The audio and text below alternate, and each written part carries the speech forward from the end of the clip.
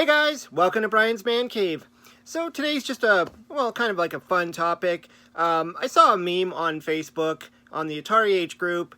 It was kind of like one of those, back in my day, I only had to buy a video game once. And it was kind of like trying to show that all these systems today, the new one comes out and you got to buy the games over again. And it kind of got me thinking, like, we kind of did that all throughout video game history. And, I wonder how people were feeling back in the day when, they had a favorite game and, the new system would come out. And then you would have to, like, kind of buy that game again. Because typically these games, a lot of these video games were redone and redone and redone. Obviously when the generation changes or the system model changes, like I remember, all the way back to when I had my original Intellivision, we had all these games on there, and then I went to we got the Commodore 64, which was a different thing because, with the Commodore 64, a lot of people were just like trading games all over the place. I hardly bought a game from my Commodore because you always had friends that would just be like, here's some discs. But I'm talking more on the consoles. So like when the Atari when I got my first Atari, I was like, well, I got to try, their version of this game or so and so. And then, the Nintendo era, and it's like, okay, now these games exist on the Nintendo, so am I going to run out and buy those games again? And, it did happen a lot. And I wonder how people felt about that. Because obviously people must have bought into these games, and I'm looking at my collection here. I'm like, okay, well, I got my Donkey Kong here. This is for the Intellivision. This was like the game that I loved playing when I was a kid. Yeah, it's not the best. It wasn't the best version, and never will be the best version. But I liked it. I was good at it. And then, of course, there was the Atari 2600 version. So if at that time when you had an Atari, and if you had an Intellivision, I mean, a lot of people didn't really have multiple systems too much. These things were expensive back in the day. Today, a lot of this stuff I picked up throughout the years in thrift stores and, retro gaming places and, for cheap. But back in the day, these things were expensive. So then you'd have to get your, you say you started with the Atari and then you upgraded to the Intellivision. Now you got the two Donkey Kongs. And then of course the ColecoVision came out. Now being that, Donkey Kong's not a good example because the ColecoVision pretty much came packaged with this game, but still, now you got another Donkey Kong. Of course, the versions of the game are kind of different. You got different graphics and sounds, but it's still Donkey Kong. It's still the same game. And then, of course, there was the Atari computers. These are just my collection. There's probably a lot more that I don't have, but, the Atari computer. Even the Commodore 64 had a cartridge version, which I remember wanting to buy it, but I never bought it because I had the disc version of it, so I thought, that's kind of dumb, isn't it, to buy the cartridge version? But now I kind of wish I did. But anyway, then of course we move up. Somehow Donkey Kong got missed on the Atari 5200. I don't know why, because the 5200 was pretty notorious for pretty much duplicating all the games that it already previously had on the 2600, just making them better. And no exception with the Atari 7800. This is the Donkey Kong for the 7800. Now, we're getting to the point where the graphics and everything are starting to almost look like the arcade. It just seems like every generation of these games are just trying really hard to make it look like the arcade. I mean, even up to the original Donkey Kong on the Nintendo.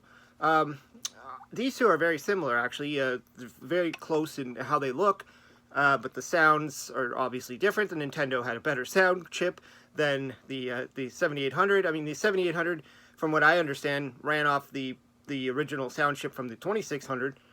Maybe a little bit more enhanced. I'm not really sure. I'm not really a professional and all that stuff. But yeah, so then we had Donkey Kong. Even when I had my Nintendo, I wanted Donkey Kong. I don't know why. I think it was always my favorite game, and I kind of wanted to have it for every system. So I bought, I didn't buy this one. I found this one later. I ended up getting Donkey Kong Classics, which had Donkey Kong and Donkey Kong Jr. on it. And even then, I didn't buy it from the original package, like when it was in the store. I don't even think I even knew it existed. In fact, at that time when I was playing Nintendo, I wasn't really wanting to play the original games. I wasn't wanting to play Q*bert and Pac-Man and Donkey Kong as much as I wanted to play the new Nintendo stuff that was coming out. I wanted to play the Super Mario Brothers games. I wanted to play, like, you know, what was I playing? You know, the Mega Man games, things like that. I wanted to play those games, but I still had a love for these ones. So eventually I was like, you know what, I gotta have Donkey Kong for the Nintendo. And I ended up going to a GameStop, not GameStop, sorry, it was a game shop. I don't even think GameStop was a thing in that time anyway. But yeah, I remember going into a game store in downtown, and they had Donkey Kong Classics, and I wanted it so bad, but I was like, they wanted like $50 or something like that. It was some crazy amount of money. I guess this is when the retro gaming things really started to happen, and you know, they're like, oh, Nintendo games now are old, because I guess at the time it was like PlayStation was out, and people were just, the only people that wanted Nintendo stuff were collectors at this point. I don't know. And I hesitated. I'm like, I don't know if I want to buy that or not. But I ended up snapping and going and getting it. I was like, I gotta have it. And it's like, it's Donkey Kong. It's like, I could play it on my 7800. I could play it on my ColecoVision. I could play it on my Atari. I could play it on my Intellivision. I can play it on an emulator. I mean, even with the PlayStation, I ended up buying things like this, which is the Activision Classics. It's like, all this is just all that. But you're playing it on a PlayStation now. You're not playing it on an original Atari 2600. Even the Atari, what is it, that 50th anniversary, which looks really cool. I don't have it yet.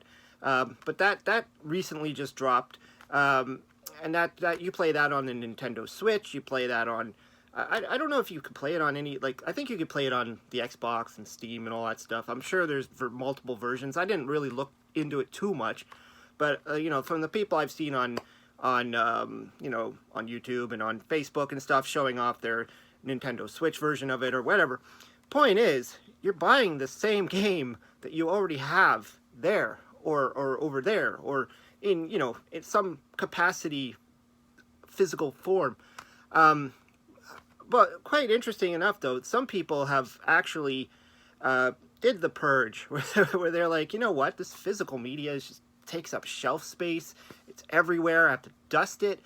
It's, you know, the idea of having to take the console and hook it up, because, you know, kind of going back to what I was saying, when, you know, when I remember when I was a kid, you know, when we would get a new system, I'd kind of put the old one away. Like when we got my Nintendo, the Intellivision was gone. It was like, on, that's old, out with the old, in with the new. And then I ended up with, you know, my Nintendo and my Nintendo games. And then, you know, so, yeah, you could say I still have the old system. But then you got to go and hook it up. And then, you know, what if you just want to play the game for 5 minutes? Then you're going to go and hook up the system. Unless you could have a big enough game room, or, you know, I've seen people with their setups where they have, like, a big TV, and then they got, like, 15 consoles.